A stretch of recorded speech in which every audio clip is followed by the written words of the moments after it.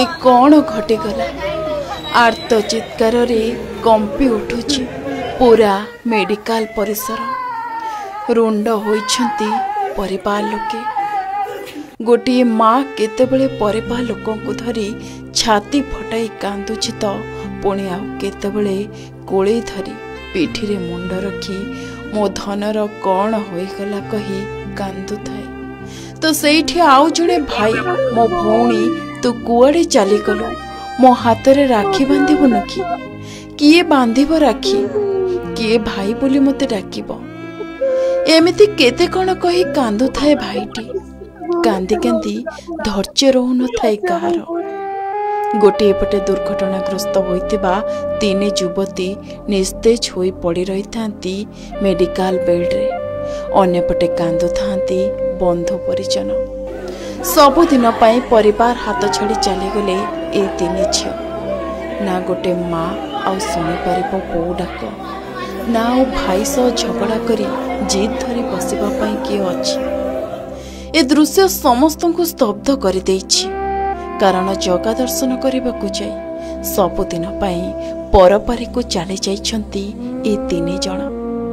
अधारे रहीगला तांको जगा दर्शन करिवार स्वप्न। हाँ आज्ञा रथयात्रा देखिबाकू केते आशा केते स्वप्न ने घर बाहरी थिले ए तीन जण झियो। किंतु अधा बाटरे एमिति किछि घटीगला हाथ धराधरी होई चलीगले तीन जण बंधु। एते बड़ अघटन जातीय राजपथरे घटी जाइछि। चली जाइछि तीनोटी अमूल्य जीवन। राज्य सरकार को ओएसआरटीसी बस रो चालक आज अपराह्न जगा दर्शन पाई श्रीक्षेत्र अभिमुखे स्कूटी रे जाउथबा तीन जण युवती उपरे चढ़ाई देइछंती। एही मर्मन्तुद दुर्घटना पिपिली थाना अधीन तराकाज निकटरे घटिछि। तीन जण युवती स्कूटी रे श्रीक्षेत्र अभिमुखे जाउथबा बेले रास्तार बेनियम डिवाइडर रे एक बाइक पास करिथिबा समय स्कूटी आड़कू आसीथिला। एहापरे युवती माने बाम पटकू आसीबा बेले तळे पड़ी जाइथिले। सेही समय रे सरकारी बसटी पुरी अभिमुखे यात्रा करुथुला। बस रो पछ चका युवतींको उपरे चढ़ी जाइथिला। घटनास्थल रे दुई जनकर मृत्यु घटिथिबा बेले अन्य जणे पिपिली स्वास्थ्य केन्द्र रे मृत्युवरण करिसंती। सानो भाई गुटे रुए एते जानि कोन केमिति हेछि कोन मु संग संग 5 मिनिट पहुंच जाय।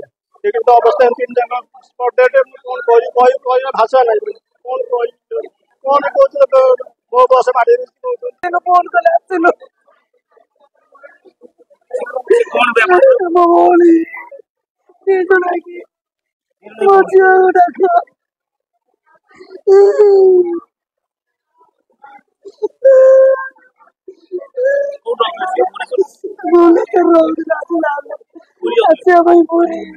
मृतक तीन झियो हेले रिमझिम प्रियदर्शिनी साहू, एलिना दास और काजल दास।